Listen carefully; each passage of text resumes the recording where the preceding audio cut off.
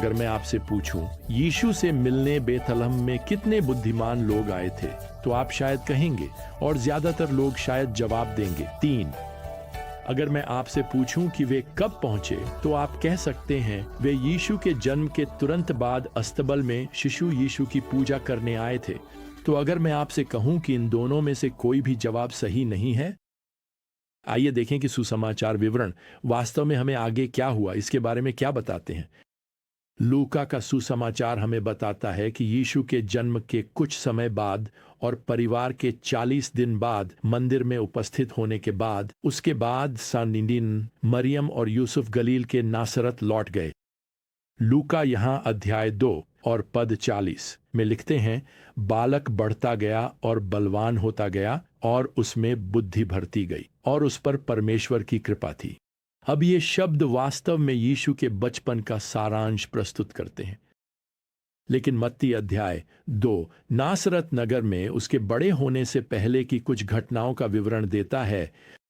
मत्ती यहाँ पहले पद में लिखते हैं, जब हेरोदेस राजा के दिनों में यहूदिया के बेथलहम में यीशु का जन्म हुआ, तो देखो, पूरब से कुछ ज्योतिषी यरूशलेम आए और कहने लगे, वह यहूदियों का राजा जो जन्मा है वह कहाँ है, क्योंकि हमने उसका तारा उगते हुए देखा है और उसे दंडवत करने आए हैं। अब ये ज्योतिषी या मागी फारस से आए थे। मागी वास्तव में विज्ञान, भाषाओं, यहाँ तक कि गणित और अभियांत्रिकी के विश्वविद्यालय के प्रोफेसर हुआ करते थे। वे मूर्ति पूजक, ज्योतिष और जादू टोने से भी जुड़े हुए थे। मागी और मैजिक, जादू, दोनों शब्द एक ही मूल से आए हैं। ये लोग शाही परिवार को शिक्षा देने के लिए जिम्मेदार थे। वास्तव में कोई भी व्यक्ति मागी का आशीर्वाद प्राप्त किए बिना सिंहासन पर नहीं बैठ सकता था। उन्हें फारस में राजा बनाने वाले कहा जाता था। तो मत्ती हमें बताते हैं कि वे यहूदियों के नवजात राजा की खोज में आए थे। उन्होंने उसका तारा देखा था और उसका पीछा करते हुए यरूशलेम पहुंचे थे। अब जब वे पहुंचे तो उन्होंने उस तारे को देखना बंद कर दिया था। वैसे तारा के लिए जो शब्द है, ये पेश उसे चमक भी अनुवादित किया जा सकता है। देखिए, ये कोई साधारण तारा नहीं था और मुझे पता है कि ऐसा कहने से ये बहुत सारे क्रिसमस कार्ड्स को खराब कर देगा। ये आकाश में एक अद्भुत प्रकाश खुशबू था जो स्पष्ट रूप से अलौकिक था।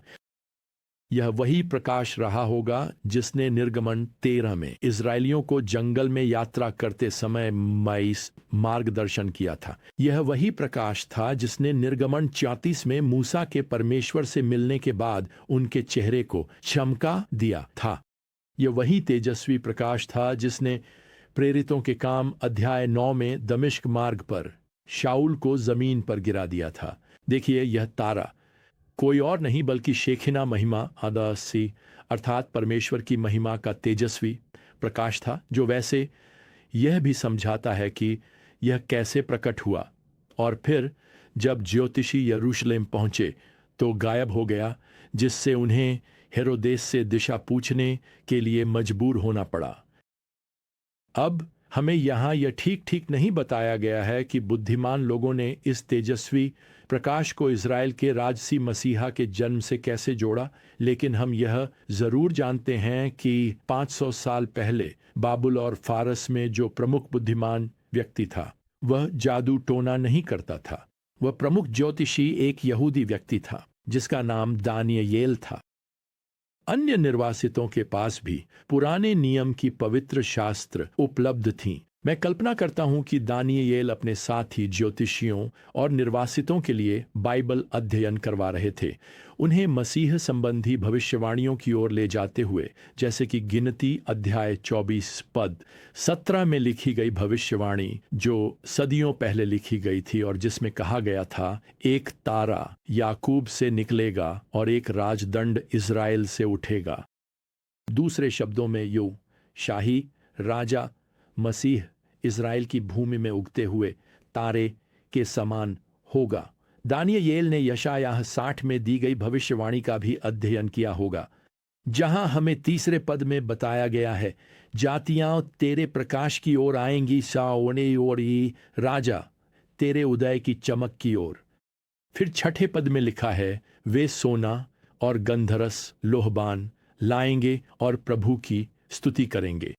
तो पवित्र शास्त्र हमें बताते हैं कि राजा एक उगते हुए तारे की चमक के समान होगा। वैसे प्रकाशित वाक्य अध्याय 22 के 16वें पद में यीशु मसीह को उज्ज्वल भोर के तारे के रूप में संदर्भित किया गया है। प्रियजनों, ये विशेष ज्योतिषी दानियेल के आत्मिक वंशज हैं। ये उन विश्वासियों की पीढ़ियों का हिस्सा हैं जो मसीह के चिन्ह की प्रतीक्षा कर रहे थे और अब उन्होंने उसे देख लिया है, जैसे तारे का उदय, एक तेजस्वी प्रकाश जो इज़राइल की भूमि पर चमक रहा है। अब जैसा कि आप कल्पना कर सकते हैं, मत्ती अध्याय 2 की 3री आयत हमें बताती है कि हेरोदेस इस समाचार से परेशान हो गया। वह इन ज्योतिषियों और उनके यहूदियों के नवजात राजा की घोषणा से परेशान है। वह किसी के साथ अपना सिंहासन बांटने के बारे में सोच भी नहीं सकता। वास्तव में हमें यहाँ बताया गया है कि उसके साथ पूरा यरूशलेम भी परेशान था। ये तो पहले पन्ने की खबर है। वास्तव में हेरोदेस यहूदी धार्मिक नेताओं को बुलाता है और उनसे पूछता है कि मसीह का जन्म कहाँ होना था। और सोचिए, क्या उन्हें पता है? वे भविष्यवक्ता मीका का हवाला देते हैं जो बताता है कि इस्राएल के शासक और चरवाहे का जन्म बेथलहम में होगा। मीका अध्याय 5 आयत 2। तो हेरोदेस उन्हें बालक को ढूंढने के लिए बेथलहम भेजता है और वह ज्योतिषियों से कहता है कि वे लौटकर उसे इसकी सूचना दें। वह दावा करता है कि वह भी बच्चे की पूजा करने जाना चाहता है। बिल्कुल, ये एक झूठ है। खैर, जब ज्योतिषी बेथलहम के लिए निकलते हैं जो कुछ ही मील दूर है, तो सोचिए उस पल क्या फिर से प्रकट होता है। वह तारा, यह चमकदार तेज रोशनी। मत्ती यहां 9वीं आयत में लिखते हैं कि तारा उनके आगे आगे चला जब तक कि वह उस स्थान के ऊपर न आ गया जहां बालक था। अब क्या वह स्थान अस्तबल था? क्या वह एक चरनी थी? नहीं। मत्ती यहां 11वीं आयत में स्पष्ट रूप से लिखते हैं, घर में जाकर उन्होंने बालक को उसकी माता मरियम के साथ देखा।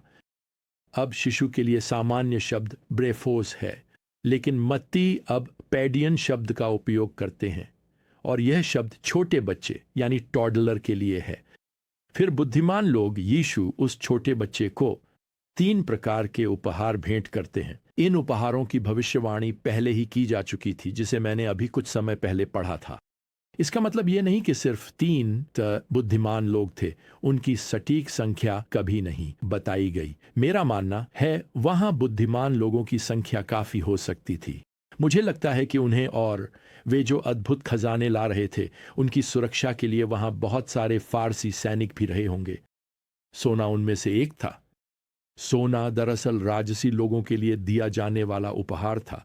लोहबान का उपयोग मंदिर में पूजा के दौरान पुजारियों द्वारा किया जाता था और गंधरस को अक्सर पानी में मिलाकर मृतकों के शरीर को दफनाने के लिए तैयार करने में इस्तेमाल किया जाता था। प्रियजनों, सोने का उपहार यीशु की राजा के रूप में राजसी सत्ता की ओर इशारा करता था।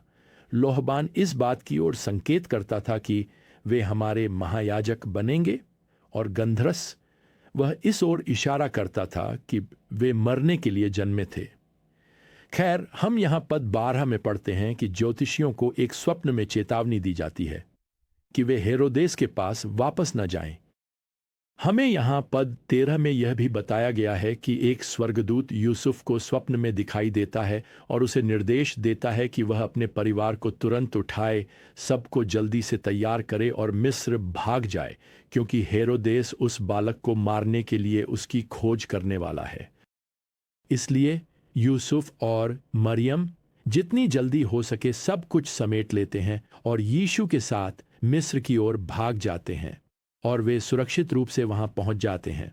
लेकिन यह देखिए, सदियों पहले भविष्यवक्ता होशे ने यह मसीही घोषणा की थी, मिस्र से मैंने अपने पुत्र को बुलाया। होशे 11:1। देखिए, परमेश्वर पिता की योजना शुरू से ही यही थी कि वह अपने पुत्र को मिस्र से जीवित और स्वस्थ बाहर बुलाए।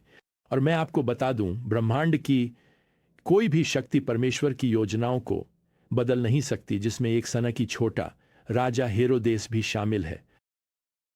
तो वह सारा सोना, लोबान और गंधरस का क्या हुआ?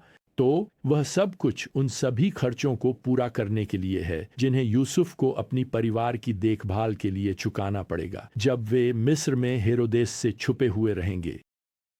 तो इसके साथ ही हमें यहाँ पद 19 में बताया गया है, जब हेरोदेस मर गया, तो देखो, प्रभु का एक दूत मिस्र में यूसुफ को स्वप्न में दिखाई दिया और कहा, उठो, बच्चे और उसकी मां को लेकर इज़राइल देश में जाओ।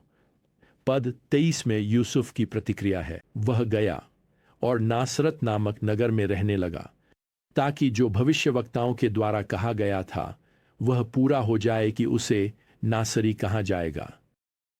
क्या आपने यह महसूस किया है कि यहाँ हर एक विवरण या तो योजनाबद्ध है या भविष्यवाणी की गई है? प्रभु ने किसी भी बात को अनदेखा नहीं छोड़ा। प्रियजनों, हमारे पास यह मानने का कोई कारण नहीं है कि परमेश्वर हमारे बारे में कम परवाह करते हैं। सच्चाई यह है कि वह आपसे उतना ही प्रेम करता है जितना वह अपने पुत्र से करता है। वास्तव में प्रेरित पौलुस इफिसियों के 2 अध्याय और 4 पद में कहता है, परमेश्वर दया में धनी है क्योंकि उसने हमसे बहुत प्रेम किया है। तो चाहे आज आपकी परिस्थितियां कैसी भी हों, कठिन, खतरनाक, शायद यूसुफ और मरियम की तरह अपनी जान बचाकर भागना पड़े, निराशाजनक या सभी बदलावों से गुजरना पड़े, फिर भी आप प्रभु की देखभाल और उसकी हर छोटी बड़ी बात पर ध्यान रखने पर भरोसा कर सकते हैं।